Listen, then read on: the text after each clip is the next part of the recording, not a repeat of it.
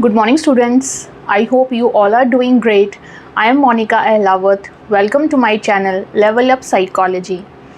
यहाँ हम कर रहे हैं क्लास 12 साइकोलॉजी का second chapter which is self and personality.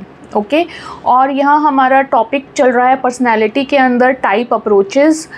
आज हम करेंगे type approaches given by W.H. Sheldon and Carl Jung. Last class में हम ऑलरेडी इंडियन कॉन्टेक्स्ट में आयुर्वेदा में जो त्रिदोषा एंड त्रिगुणा से रिलेटेड टाइप अप्रोच है वो देख चुके हैं. आज स्टार्ट करते हैं W.H. शेल्डन से. Okay, let's start with the topic type approach का नेक्स्ट.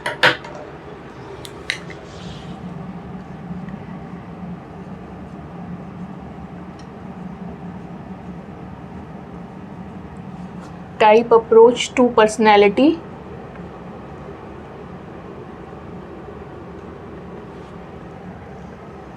एंड इसमें आज हम सबसे पहले करेंगे W.H. शेल्डन वाला given by William Herbert Sheldon या फिर W.H. शेल्डन भी आप लिख सकते हैं इनको शॉर्ट में. ठीक है, तो इन्होंने अराउंड 1940s एंड 50s में, इन 1940s एंड 1950s के बीच में इनका जो कंसेप्ट था वो थोड़ा पॉपुलर हुआ था. इन्होंने क्या कहा था कि कोई भी जो पर्सनैलिटी है वो कैसी होगी, ये या उनका बिहेवियर कैसा होगा किसी भी पर्सन का, ये हम पता लगा सकते हैं by just looking at their body build, कि किस टाइप का उनका बॉडी बिल्ड है, वेदर वो थोड़े फैट हैं या मस्कुलर हैं या थिन हैं. उसके आधार पे ही हम इनका बिहेवियर पता लगा सकते हैं या प्रिडिक्ट कर सकते हैं, या उनकी पर्सनैलिटी कैसी होगी ये हम जान सकते हैं just by looking at their body build. Okay, तो ये इनका मेन कंसेप्ट था कि बॉडी टाइप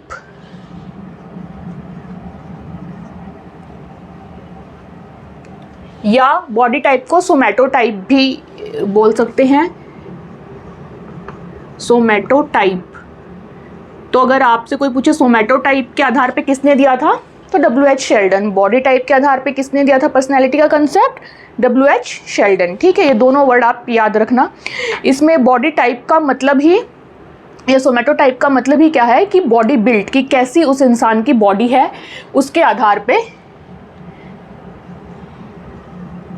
इन्होंने दिया था ये कंसेप्ट पर्सनैलिटी का. तो इन्होंने क्या बोला कि जैसा बॉडी बिल्ड होगा वैसा ही उस इंसान का टेम्परामेंट होगा. ठीक है, टेम्परामेंट होगा या उसकी पर्सनैलिटी वैसी होगी या उसका बिहेवियर वैसा होगा. ठीक है, यानी कि बॉडी बिल्ड से उन्होंने क्या बोला, हम ये प्रिडिक्ट कर सकते हैं कि उनका टेम्परामेंट कैसा होगा, उनकी पर्सनैलिटी कैसी होगी, उनका बिहेवियर कैसा होगा. अब इसके आधार पे उन्होंने 3 टाइप की पर्सनैलिटीज़ का कंसेप्ट दिया. वो 3 टाइप कौन सी होंगी? एंडोमॉर्फ या एंडोमॉर्फिक, सेकंड होगी आपकी मीजोमॉर्फिक,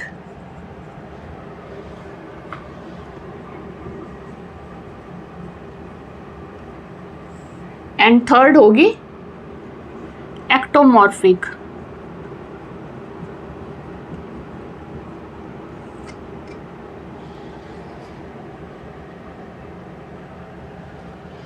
ठीक है, मॉर्फिक वर्ड जो है वो बेसिकली आपके बॉडी टाइप के लिए यूज हुआ है. ओके, एंड इसीलिए आप देखेंगे मॉर्फिक तो हर किसी में है, एंड एंडोमॉर्फिक, मीजोमॉर्फिक, एक्टोमॉर्फिक. अब ये क्या हैं? तो एंडोमॉर्फिक में इन्होंने बोला कि बहुत ही, मतलब जो फैटी पर्सनैलिटी है, यानी कि कोई बहुत गोल मटोल है, फैट है, तो वो पर्सन इसके अंदर आएगा. ठीक है। और इसके लिए उन्होंने just fat, round and soft person, okay. और इसके आधार पे अगर किसी की बॉडी स्ट्रक्चर, बॉडी बिल्ड इस टाइप का है तो वो कैसी पर्सनैलिटी होगी, उन्होंने उसके आधार पे क्या प्रेडिक्ट किया कि वो पर्सनैलिटी होगी थोड़ी सोशिएबल एंड रिलैक्स टाइप की, ठीक है, रिलैक्स्ड एंड सोशिएबल। तो बेसिकली इनके कंसेप्ट में आपको दो चीज़ें पे ध्यान देना है। एक तो ये कि बॉडी टाइप कैसा है, बॉडी बिल्ड कैसा है, एंड उसके बेसिस पे बिहेवियर या फिर पर्सनैलिटी में क्या देखने को मिलेगा। यहाँ पे बॉडी बिल्ड क्या हो गया, fat, round and soft, and behaviour ये कैसी हो गया, या पर्सनैलिटी कैसी हो गई, रिलैक्स्ड एंड सोशिएबल टाइप की, कि बहुत घुल मिल के रहने वाला पर्सन। उसके बाद आता है mesomorphic, okay. So mesomorphic would be like थोड़ा सा मस्कुलर टाइप, ओके, एकदम। इन्होंने बोला कि मीजोमॉर्फिक वो पर्सनैलिटी होती है जो कि थोड़ी मस्कुलर हो या फिर रेक्टेंगुलर बॉडी बिल्ट हो जिसका, ठीक है। तो इसमें आएगा रेक्टेंगुलर बॉडी बिल्ट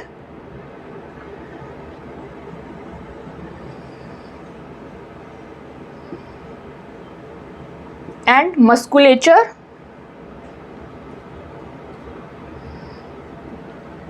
ओके, या strong musculature, you can say कि स्ट्रॉन्ग मस्कुलेचर। और इसके आधार पे इन्होंने प्रिडिक्ट किया कि उनका बिहेवियर कैसा होगा। तो उनका बिहेवियर होगा कि भाई जो भाई स्ट्रॉन्ग मस्कुलेचर होगा वो कैसा पर्सन होगा, एनर्जेटिक होगा, ठीक है। अगर इन्होंने मान लिया कि भाई बहुत गुड बॉडी बिल्ट है तो उसके आधार पे इन्होंने प्रिडिक्ट कर दी पर्सनैलिटी कि वो बहुत एनर्जेटिक एंड करेजियस पर्सनैलिटी होगी, okay, energetic and courageous, okay. अब आते हैं एक्टोमॉर्फ की तरफ। एक्टोमॉर्फिक, अब ये हो गए थोड़े से बल्जी, हैवी, ठीक है, ये हो गए normal body build, good body build. उसके बाद क्या आएगा, थोड़े से थिन टाइप के लोग, ठीक है, थिन एंड लॉन्ग,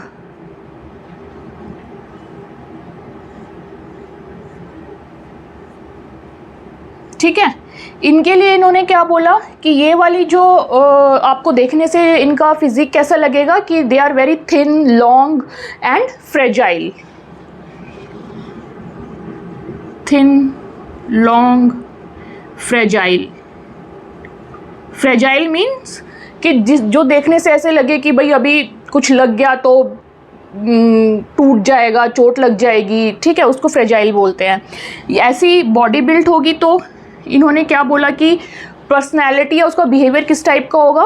इन्होंने बोला कि that person could be very brainy and artistic, ठीक है, तो and introvert also, brainy, artistic and introvert, okay. Endomorph तो हो गए आपके सोशिएबल, ये हो गए आपके इंट्रोवर्ट, ठीक है। सो ज़्यादा है नहीं आपकी बुक में, आपके सिलेबस में, तो इतना ही, this much is enough. And वैसे भी क्या हुआ था कि इन्होंने, क्योंकि ये पर्सनैलिटी जो है बॉडी बिल्ड के आधार पे दी थी, ठीक है, बॉडी बिल्ड के आधार पे आपका बिहेवियर इन्होंने प्रेडिक्ट किया था यहाँ पे। तो आप खुद देख सकते हैं कि ये इतनी कुछ लॉजिकल कोरिलेशन नहीं लग रहा है कि किसी का बॉडी बिल्ड अगर ऐसा है तो वो ऐसा ही होगा, कि आप जस्ट उसके बॉडी टाइप को देख के बता दें कि इसका बिहेवियर कैसा होने वाला है।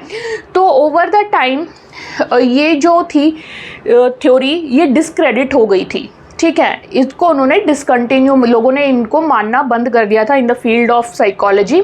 And why, the reason was it was full of flaws, ठीक है, and it was kind of a stereotype. Stereotype का मतलब क्या होता है, धारणा। जैसे अब जो साइंस का फील्ड है आपका या साइकोलॉजी का फील्ड है उसमें स्टीरियोटाइप्स की कोई जगह नहीं होती, उसमें आप आपको कोई अगर चीज़ आपने बोला है तो उसको प्रूव करने के लिए आपके पास होना चाहिए मटेरियल कि this is the reference why I am proving it, या ये मेरा एक्सपेरिमेंट था, इसके ज़रिए ये चीज़ प्रूव होती है। लेकिन यहाँ पे ऐसा कुछ नहीं था, ये टोटली इनके स्टीरियोटाइप पे, इनकी धारणा पे बेस्ड थी कि फैट होगा तो सोशिएबल होगा, रेक्टेंगुलर बॉडी बिल्ट होगा तो वो एनर्जेटिक होगा, या थिन होगा तो वो बहुत ब्रेनी या आर्टिस्टिक पर्सन होगा। तो ये इस थ्योरी में बहुत ज़्यादा फ्लॉज थे एंड बहुत स्टीरियोटिपिकल थी, धारणाओं पे बेस्ड थी, इसलिए इसको डिस्क्रेडिट कर दिया गया। ओके, ये ज़्यादा दिन नहीं चली आपकी, दिस वॉज डिस्क्रेडिटेड। ठीक, आई होप ये आपको क्लियर है। आप इसका क्विक स्क्रीनशॉट ले सकते हैं अपने नोट्स के लिए। देन हम करेंगे कार्ल यूंग की थ्योरी और type approach given by Carl Jung. Okay,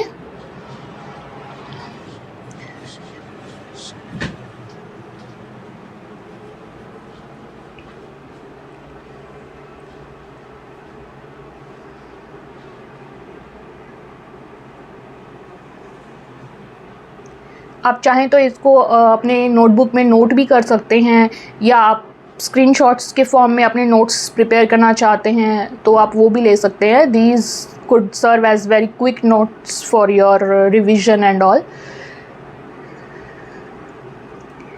so I think ये आपने नोट डाउन कर लिया होगा या स्क्रीनशॉट ले लिया होगा।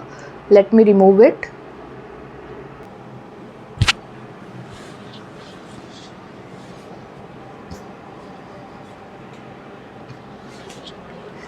ओके, सो हमने शेल्डन का देख लिया, अब हम देखेंगे कार्ल यूंग का। ओके, कार्ल यूंग ने क्या टाइप अप्रोच दी? So this is really very easy, क्योंकि ये टर्म्स हम अपनी डे टू डे लाइफ में भी यूज़ करते हैं कि ये बहुत इंट्रोवर्ट है, ये बहुत एक्सट्रोवर्ट है, या मैं बहुत इंट्रोवर्ट टाइप की पर्सनैलिटी हूँ, मैं बहुत एक्सट्रोवर्ट टाइप की पर्सनैलिटी हूँ। तो ये वर्ड हम अपने डे टू डे लाइफ में भी यूज़ करते रहते हैं। So this type approach is quite simple. तो इन्होंने दो टाइप की जो इन्होंने टाइप अप्रोच दी उसमें उन्होंने दो टाइप्स बताए, मेनली इंट्रोवर्ट्स एंड एक्सट्रोवर्ट्स या एक्स्ट्रावर्ट।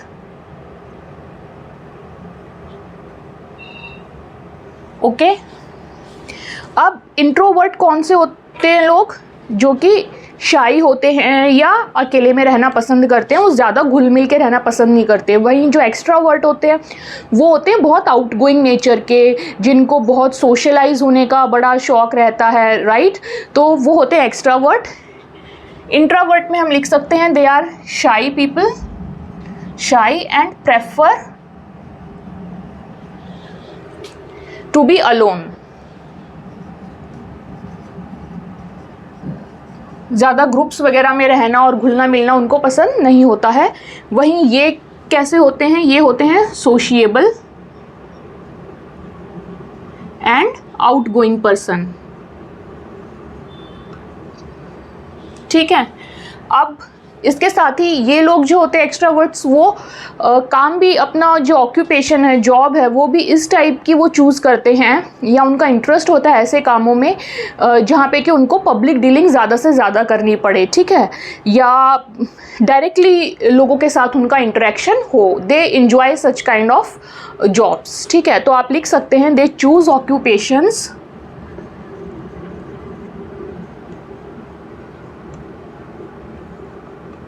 that involve direct dealing with people।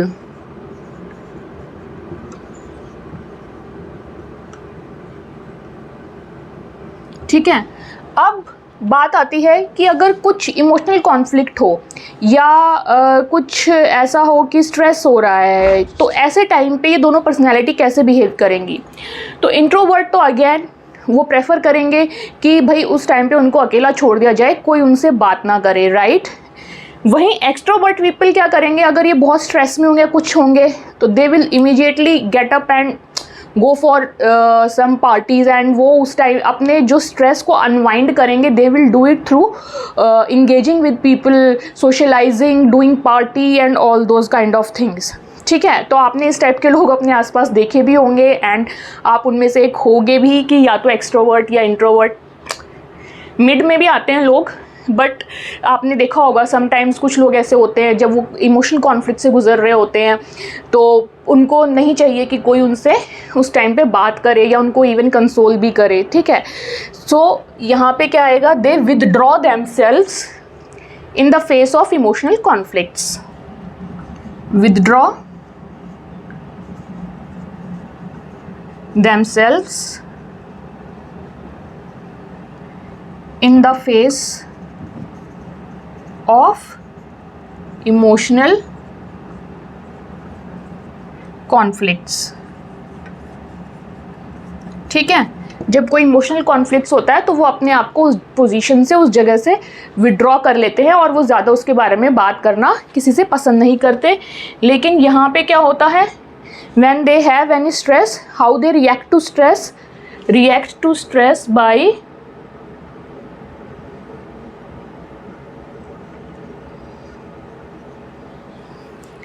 losing themselves among people and social activities, by losing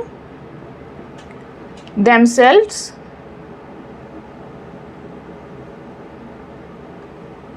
among people and social activities. Social activities में ज़रूरी नहीं है कि पार्टीज़ ही हों, कुछ और भी हो सकता है, जैसे जहाँ पे कि you find people around, right.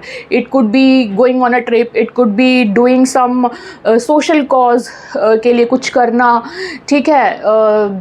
कुछ पार्टिसिपेट करना in the activities such as running in a group, cycling, all those kind of, कुछ भी सोशल एक्टिविटी हो सकती है। मेनली कि they want to surround themselves with the people, ठीक है। सो आई होप ये क्लियर है एंड इसमें इतना खास कुछ रिवाइज करने का भी नहीं है। तो आज हमने टाइप अप्रोच देखी according to Sheldon and Carl Jung. Next class में हम करेंगे दैट अल्फ़ाबेटिकल अप्रोच। आज वो करेंगे तो थोड़ा लेंदी हो जाएगा क्योंकि वो अपने आप में ही ये 3-4 उसमें टाइप आप पढ़ेंगे।